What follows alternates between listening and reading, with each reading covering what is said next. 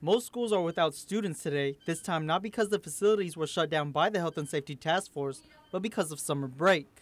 However, the season doesn't stop the task force from making sure Guam's public schools are adequate.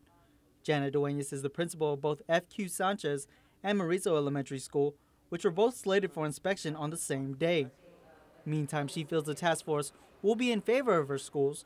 As the sanitary permit remains, Duenas gives us a pre-tour of the Maurizo campus.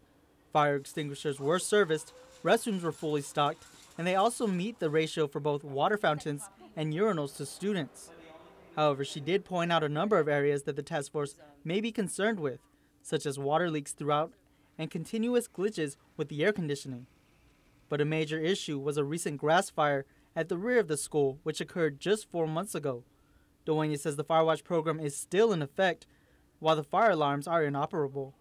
Attorney General Alicia Limsiaco explained to school officials some of the things the task force will be looking out for. We've been discovering some situations along the way with the schools that may have not been initially apparent, where again any issues regarding hazardous waste, electrical hazards, leaks, rodents or vector situations, solid waste, sewage, and this is just again matters that come up from time to time with the schools.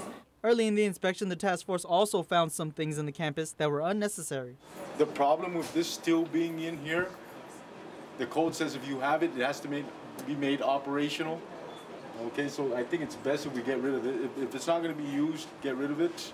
The task force is also scheduled to inspect F.Q. Sanchez, which school officials say is a school that meets all 14 points.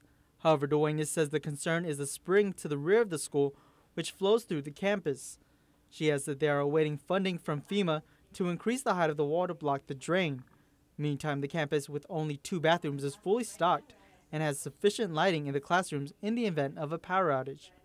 So while the task force continues inspection, the big concern now is between the Guam Education Policy Board and GPS's officials' discussion on how the other schools which were recently shut down by the task force will make up the missed days. Reporting from Maurizo, I'm Nick Delgado, Pacific News Center.